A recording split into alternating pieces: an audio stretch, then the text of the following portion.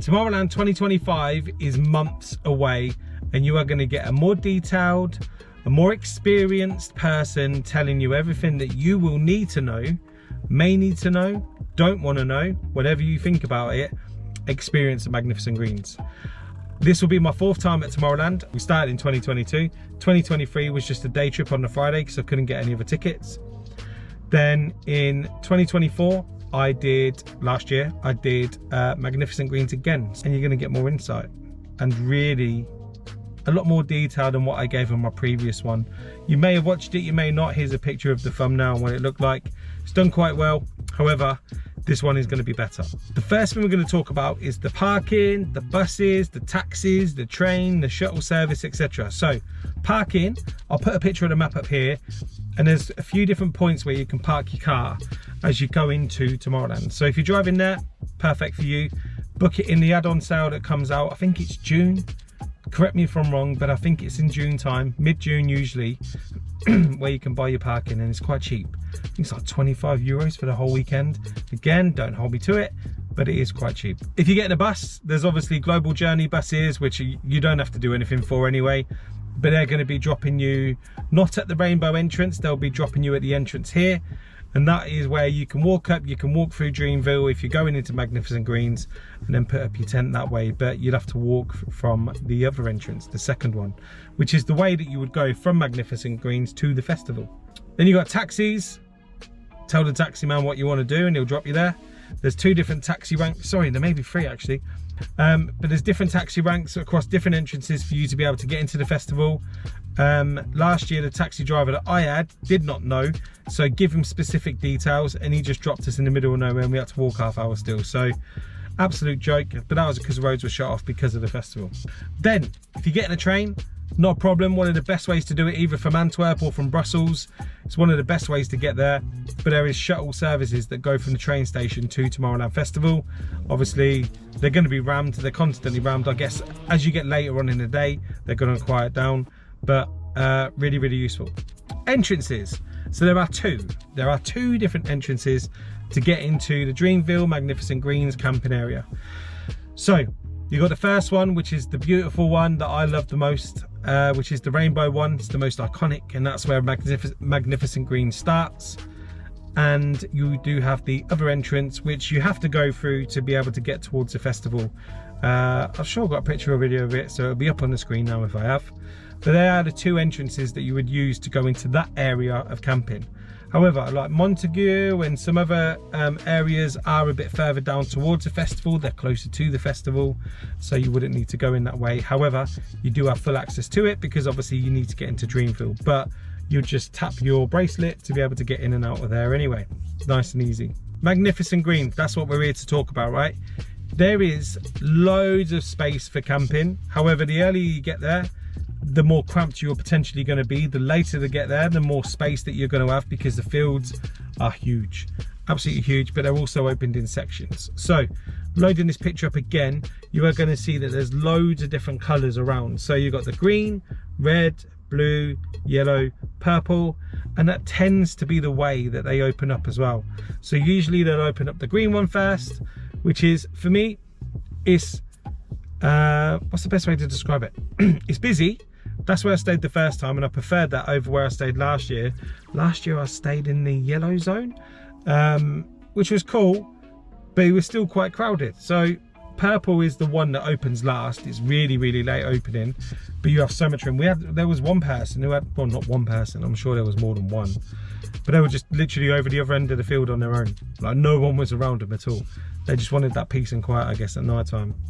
But the green one will open first, then it goes red, blue, yellow, purple, I think. I'm pretty sure, but I know green does open first. When it opens, I think it's usually like 11 AM. However, the first year when I went, they did let us in a lot earlier than that. But it's all managed and it's all done fairly. But if you need a big area, let the people know around you, because everyone's just going to dump their stuff straight away. So just let them know, say, look, I've got this massive tent. Either you're going to have to move, or the people that you spoke to, ask them to politely move up a bit, and everything should be fine. But as I said, them stages do move throughout the day, and it can get stupidly busy. So either get there really, really early, or go there later in the afternoon where it's a bit more calmer. I went midday last year, ended up queuing for like 2 hours outside. So yeah, just outside, just on the way. It looks like it's a massive queue to get in. Oh my god, that's going to take about half an hour, but we need to pick up a bracelet. I've got mine, and then we are good to go and get in, meet with a group of people, and then once everyone's here, we're going to set up camp. So it's really good. It's boiling. It's so hot. It's about 25 right now, and I think it's going to hit about 30. So there is the entrance to Dreamville. So as you subscribed, you will get more updates as we go through. There's going to be a Dreamville video that's going on, and I'll be talking a bit about the actual festival stages and stuff like that as well. We are going to talk about bringing things into the festival. So there's loads of rules, there's loads of FAQs and all that kind of stuff, just as there is for every festival. Common sense will make sure that you're 99.9% right for what you're going to do, but there are rules to what you can do. So if I just give you a brief detail, alcohol, what it says on the website is 6 cans or 6 clear bottles of soft drinks / energy drinks. I brought in more than that last year. I've seen someone with a sack barrow with crates upon crates upon crates of beer walking in. You can't take any of this into the festival anyway, unless you have like one of them water backpacks, but they might even check that. I don't know, because I've never used one of them. But I think as long as you're not taking the piss, you should be all right. Like, you should be all right. And I'm not really sure if they're that bothered, if I'm honest with you, around how much alcohol you can take in. What they are bothered about is if it's glass. So if that bottle of alcohol that you're bringing in is glass, and if they see it, because they do check your bags when you go into the festival ish, not thorough enough. If they see glass, they'll probably take it away or ask you to empty it into a plastic bottle, but they won't give you a plastic bottle. So just be prepared for that. Drugs. I don't do drugs. You're a crackhead if you do drugs, but if you do drugs, you could get caught. That's your own risk, that's your own problem. More on you if you do get caught. Last year in the entrance to the festival, there was actually sniffer dogs outside the front, sniffing people, obviously, for drugs as you go in, and one person actually did get busted, not from the people that I were with. There were a few lines down, but one guy did actually get completely busted. Yeah, so that's basically you in the festival now, right? You know kind of where you're going, where you're camping, where you want to set up. The next thing to really talk about is District House. This is probably going to be a little lifesaver for you for the first timer at Tomorrowland. So District House is basically a location that's plotted in every coloured zone around the festival. In there, I'll leave this picture up so you can just look at it if you want. But in these district houses, there is loads of things. So they do large water bottles.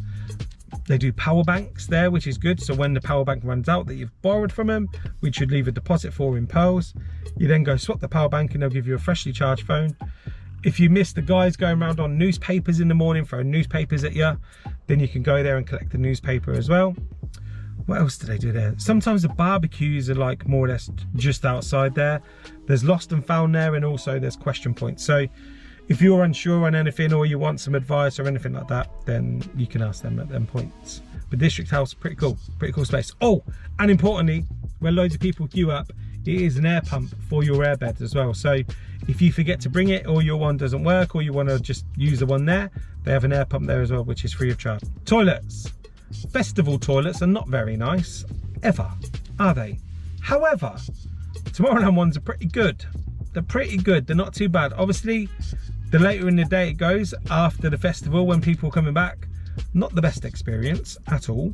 However, they're pretty well kept. They're cleaned quite often, and they're not bad. There's a lot of outdoor areas to brush your teeth, a lot of toilets. It's quite rare that I think that you would queue for a toilet in Magnificent Greens, to be honest with you.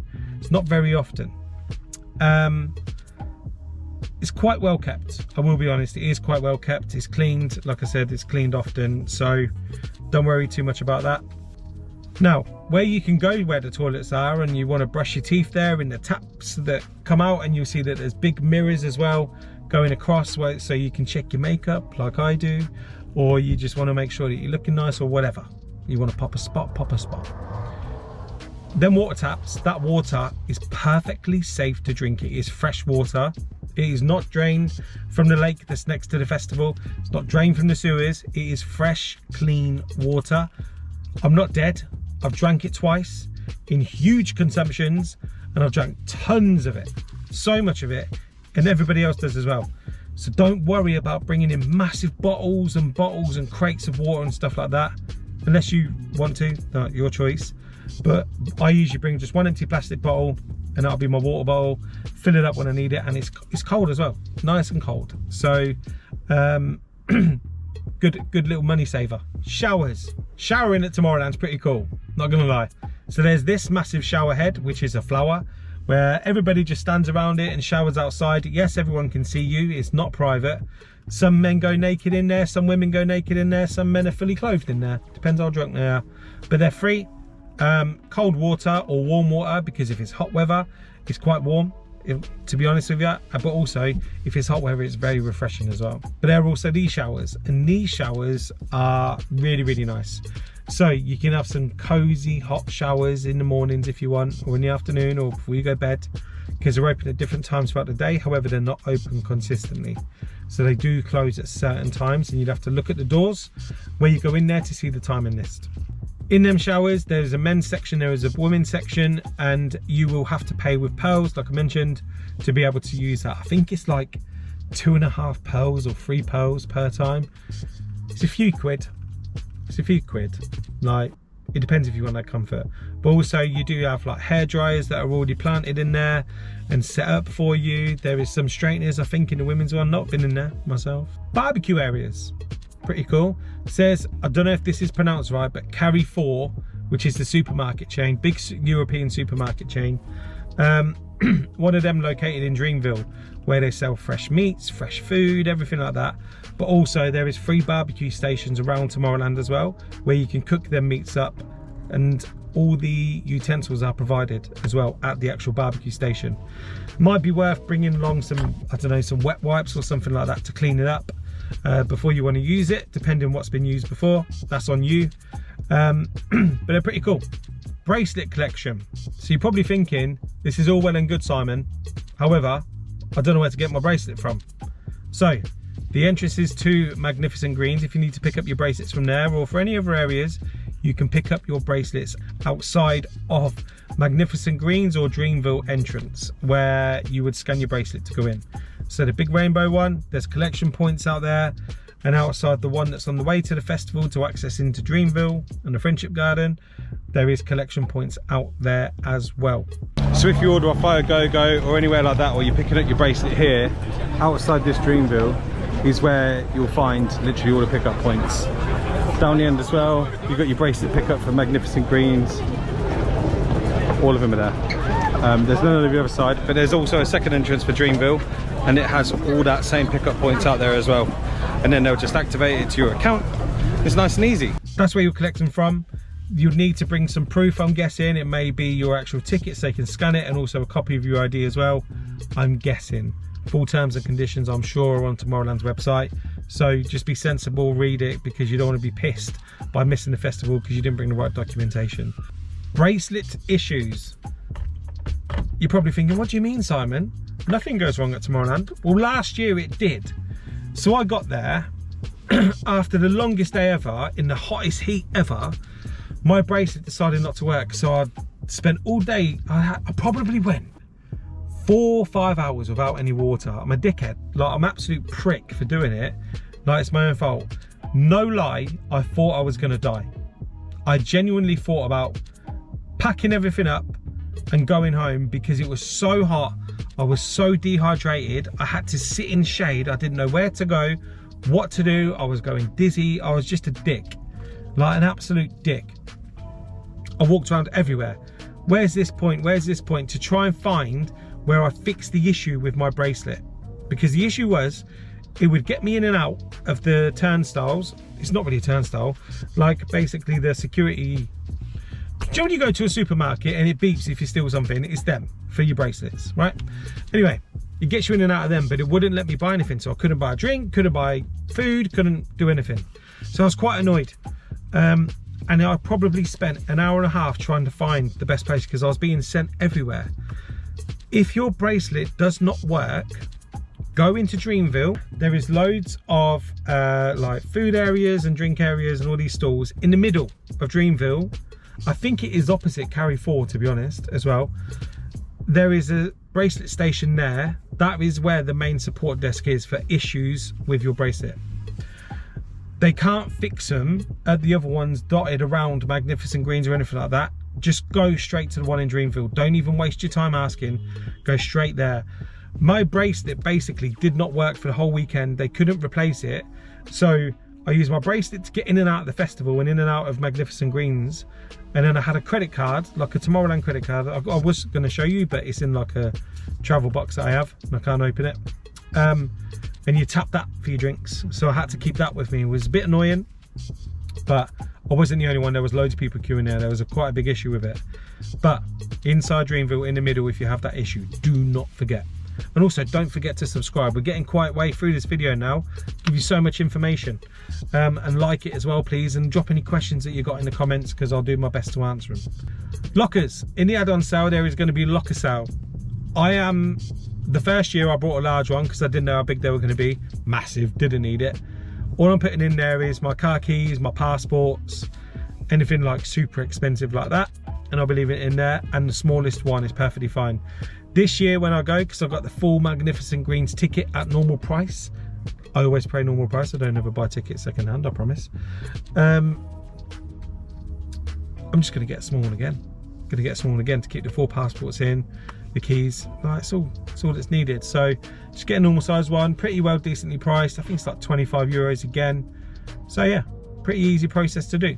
They give you a code, take a picture of it on your phone, send it to everybody that you're there with, then you've always got the code. Nice and easy. The weather. I have noticed people previously, because I'm in these like big WhatsApp groups and stuff like that, always thinking like, what's the weather going to be like? I don't know what to pack for July. Blah, blah, blah. Tomorrowland in Belgium, the weather is unpredictable. It will rain for 20 minutes, enough for Noah to build an ark to put all the animals on to escape, right? It's that bad. And then 16 minutes later and 32 seconds, it will be the most beautiful weather that you've ever had in your life. And then 10 minutes after that, it will be a heat wave and you're going to dehydrate and die. Okay, just don't believe everything you're reading on your mobile phones when you're checking the weather.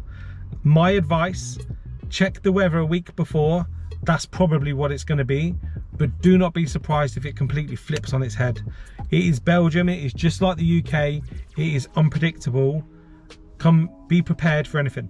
Like, except, oh no, it could snow. Who knows? It could snow. My recommendations for you: shoes. Spend some money on some comfy shoes. It might be because I'm old, it might well be, but you are going to be doing steps. If you do 20,000 a day now, cool. You're probably going to be doing like, the first time I went, but this was my own fault why I did it, I done 53,000 steps on the Friday. Ooh, you're hard. The reason for that is because I went to the festival, not ready, thought, oh, I'll just pop there quick, not realising it's like a half an hour walk from Magnificent Greens to the festival, which is all guided. And then I came back to Magnificent Greens, got changed, got ready, then went back to the festival and spent the day there. So you're probably looking at around 30,000 steps usually. Is kind of normal there in Tomorrowland, if I'm honest with you.